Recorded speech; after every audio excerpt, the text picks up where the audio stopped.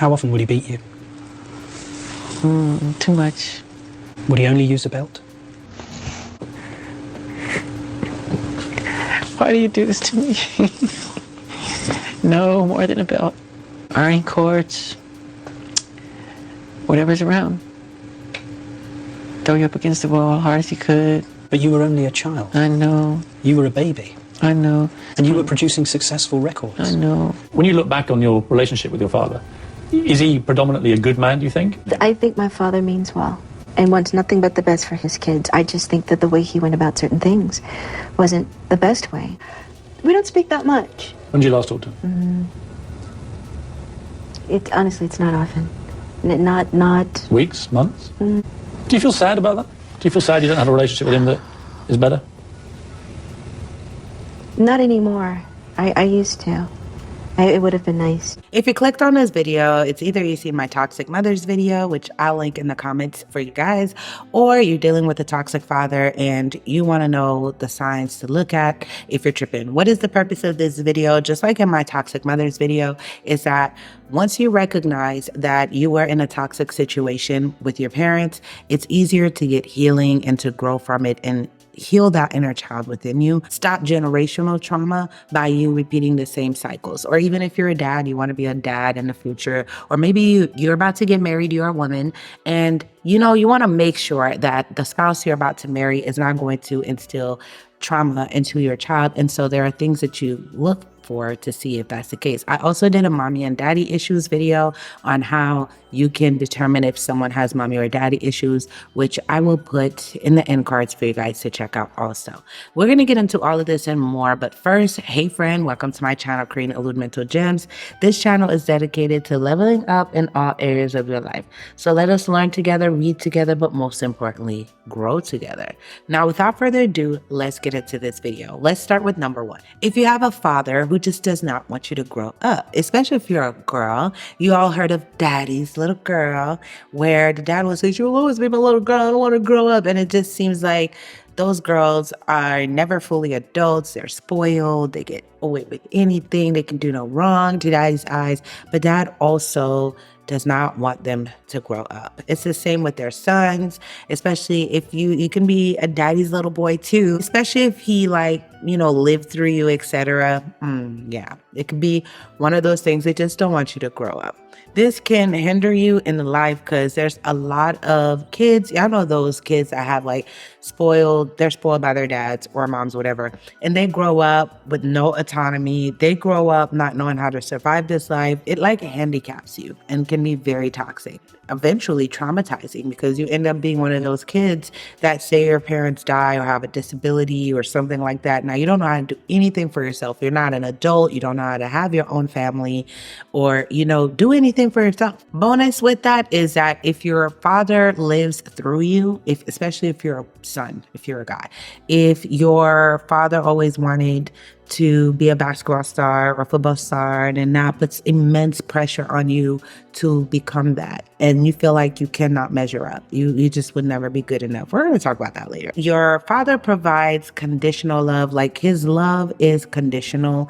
It can be given, it can be taken away at any minute. It's dependent on how good you are, what you do for them, or the circumstances of their day. It's just not consistent. Whether your dad had a good day or not, you should be able to feel comfortable in your dad's presence and not feel like, hey, let's see, is today a good day? How as kids you make jokes, when whichever parent, you try to see, is today a good day or in a good mood? Oh, mama's in a good mood today. Daddy's in a good mood today. And then, you're yourself, this, but you can already tell they come home, it's bad, it's going to be bad for you. So that means it's a conditional environment, which can be very toxic and lead to fear inside of the home, which third goes into the first one that we were saying, where your father makes you feel less than, not smart enough. You'll never reach the potential of this or whatever.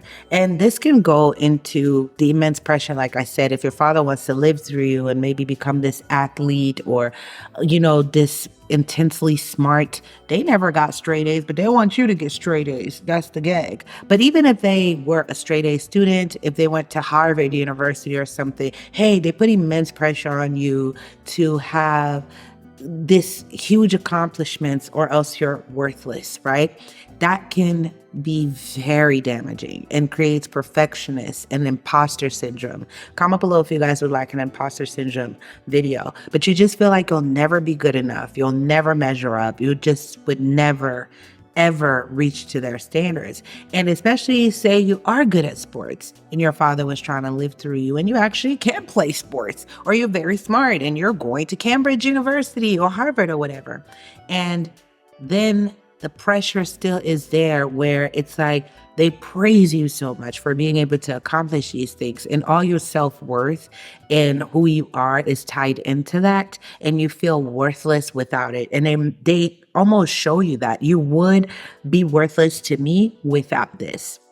Now, the next thing is issues with like substance use. If you had an alcoholic father or father who is doing other substances, who is selling substances. Now, there's a lot of sheltered people in the world. You'd be surprised, but there's also not a lot. Like if you come from the hood, there's a lot of fathers who was dope dealers and stuff like that. And they did that substance. They had their fun or whatever, but it alters their mood. Because let's be for real, any parent who's has substance misuse cannot parent effectively, okay? They will be altered somehow. A lot of people like to say, oh, marijuana, Mary Jane makes it such a patient parent.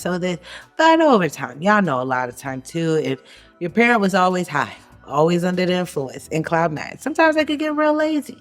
Just have munchies, eating your cereal, get real lazy and drowsy and down and, whatever. Not down like depressed, you happy, but you're not about to run a mile with your kid. You're not about to, there's happy, sleepy, and whatever. Y'all know the symptoms of that, if you know. So even then, any substance at all where you're not sober-minded and have clarity, especially when your kids are young, very, very young, like toddler age, I don't care how well you cope with it. It helps you with this, whatever. Try to be as sober-minded as possible. If you, for medicinal purposes, you have real anxiety, etc., that's different. Obviously, some people really do need to cope. I'm not, saying that. But a lot of y'all, that's not the case. You just want to recreationally do it, and your kids can see. Y'all don't know how many.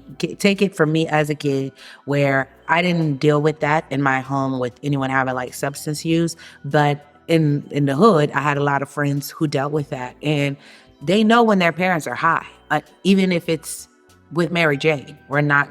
Some did more illicit substances, but they know. They'll tell you, oh yeah, the eyes red, this and that, blah, blah. That's the way it is, and it does have an effect where you feel like your parent is a junkie.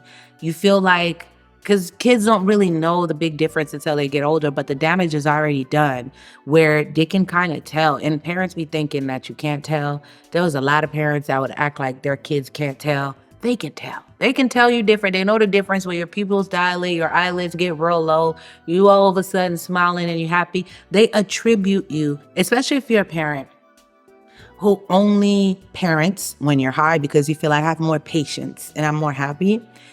The child is not becoming accustomed to feeling like my parent sober does not give me the same level of attention or affection without the substance. You're creating a cycle to where now they will feel if they're ever unable to perform tasks that they probably should be able to perform. If it's not a medicinal purpose, tasks like, being a parent in the future or being anything in life, they need to be under some substance. Now, you can't dictate which substance that will be, because once you're a child, you grow into that.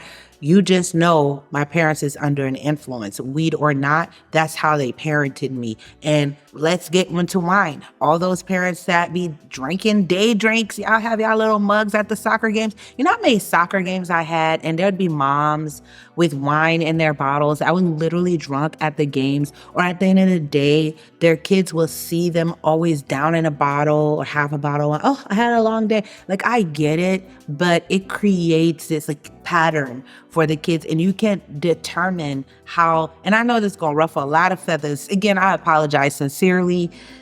Just go do your own research for that before you beat me with that if you're a parent that deal with that. But it's some habits that you really, even if you plan on being a father or mom, whatever, in the future, just please, just the substance in the home, please avoid that, because kids are real sensitive to that. No matter how much you try to rationalize it or make yourself feel better about it, it's never okay to be under the influence as you're raising your child. Anything could happen, God forbid, anything could happen where you need your full vitality and energy to quickly react. And, you know, you just don't have it because you're under the influence, you're drunk, you're this and that. And if you had a toxic dad, you know, maybe them drinking altered who they were. They became meaner. Maybe they start beating on you or your mom. If it's not you, they abuse, you know, whoever's in the house, or maybe physically touch you without your permission, if you catch my drift. Sneak into your room once they got drunk,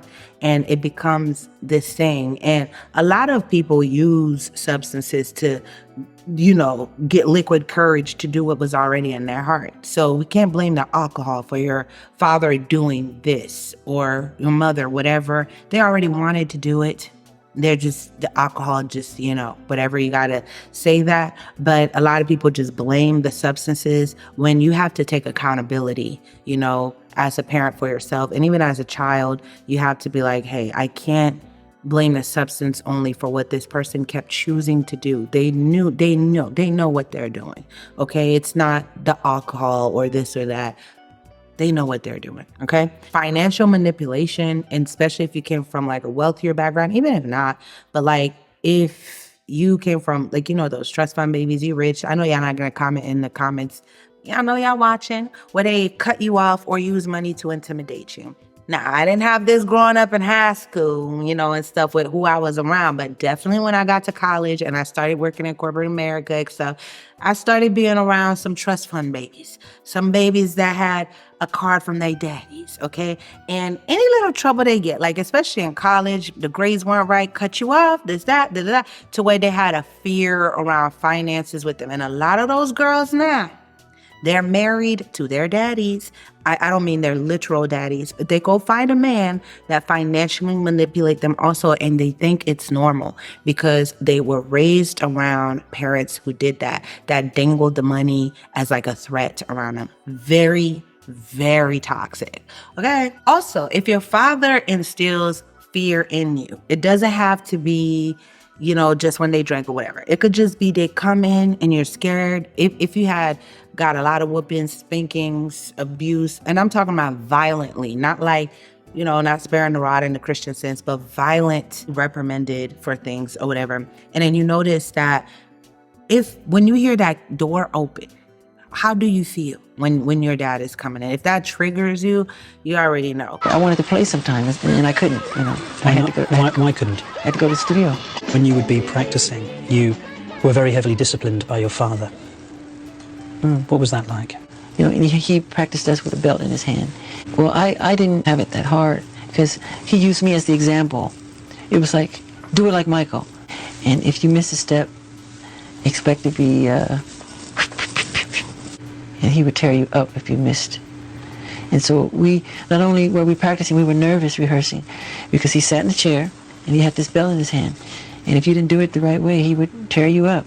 And sometimes I'd faint. And my bodyguards would have to hold me up, scared.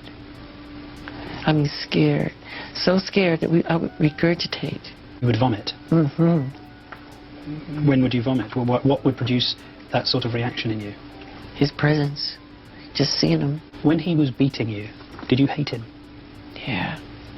Strong hate. That's why to this day I don't lay a finger on my children. I don't want them to ever feel that way about me. And he didn't allow us to call him Daddy. And I wanted to call him Daddy so bad. He said, I'm not Daddy, I'm Joseph to you. And I totally forgive him for all of it, you know. You have to. But I don't allow my children to call me Michael. I say I'm Daddy. Fear in the sense that they're always in a bad mood. You feel like you can't talk about, there's just no warmth, no affection.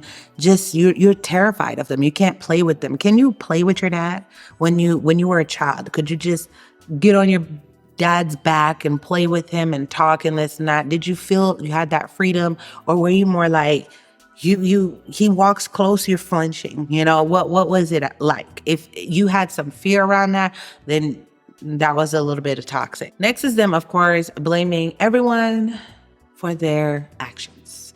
especially when you try to hold them accountable in your older years. Like, hey, I was hurt by this, that you did. They're like, oh, it was your mama. You know, those dads that weren't around, that didn't really fight to be in your life, and they'll put all the blame on your mama. Oh, she kept me away this, that. You know you could have fought. For whatever you really want, you could have fought. You could have, But not all cases. Some women are evil. Like, let's keep it at that. But in a lot of cases, they be capping.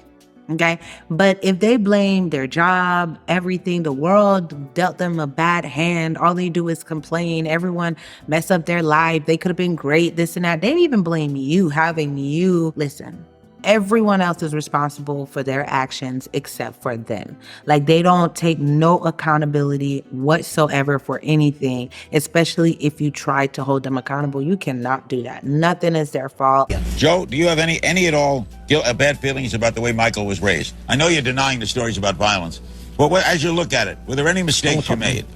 I didn't make no mistakes, Larry. Michael, why did he say that you listen now. You got to understand me. Don't cut me off here, Larry. Michael had claims that he had a dual life. Michael never had he had his own brothers and sisters to play with. Larry, can I say something, Joe? Larry, do you wait, Ro, let me handle this right here. When he didn't he once say that you were physically, emotionally abusive to him? I've never been abusive to him. Never have. But did he say that? Did he ever say that, to your knowledge? Well, I don't know whether he said that or not, but I hear the media keep hollering about abusing him. I never abused my son. There's a lot of people in America, Larry. A lot of people in America spank the kids, if they say they don't, they're lying. They're lying. And Michael was never beat by me, never beat at all. Anything that happened at home, like if you're raised with a parent where you just realize anything bad happened, they put it on everyone else.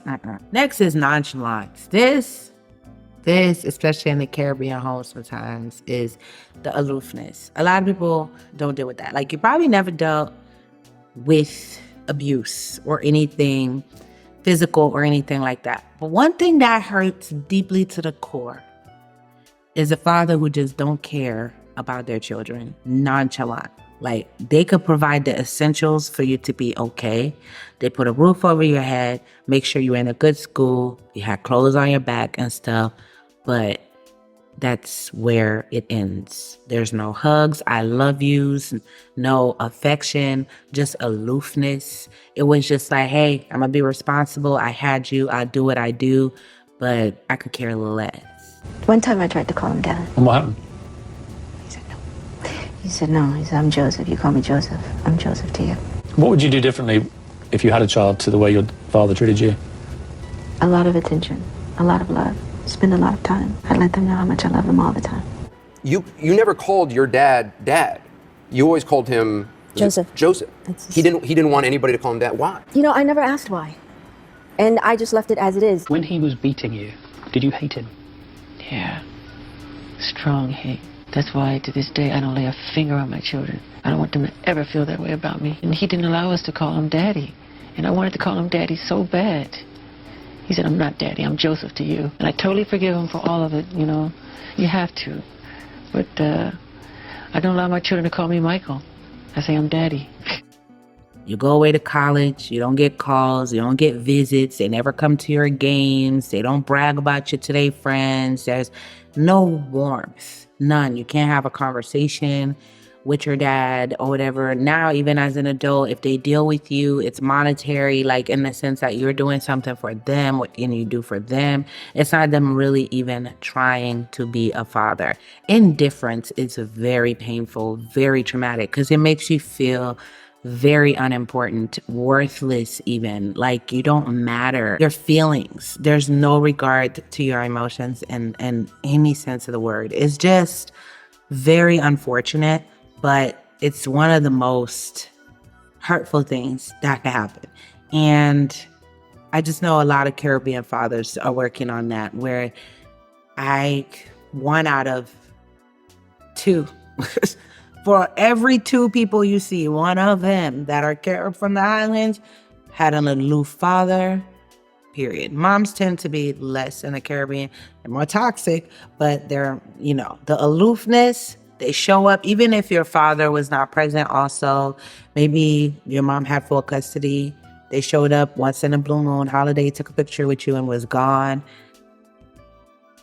Nothing makes an adult grow up to be like spiraling, not loving themselves, self-worth, getting into criminality and stuff. This is why it's important to recognize, hey, this is why I've been like this.